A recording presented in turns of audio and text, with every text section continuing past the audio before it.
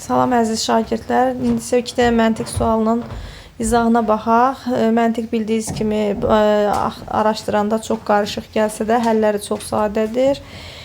Burada 64-cü sualda necədir? 8-dən 8-i 5-ə vururuq, əvvəlcə 40 edir. 8-dən 5 çıxırıq 3, 7-ni 5'e vururuq 35, 7'den 5 çıxırıq 2 edir.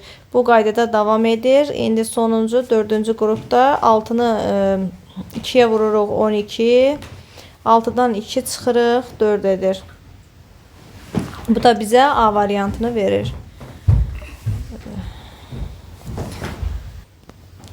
65-ci sualda isə 6'nın üzerine 2 gəlsən 8, 6'dan 2 çıxırsan 4 edir. Bu qaydada davam edir. Sonuncu sualımızda sual işarəsinin yerini tapmamızı istəyir. 9'un üstünə 6 gəlirsən 15 edir.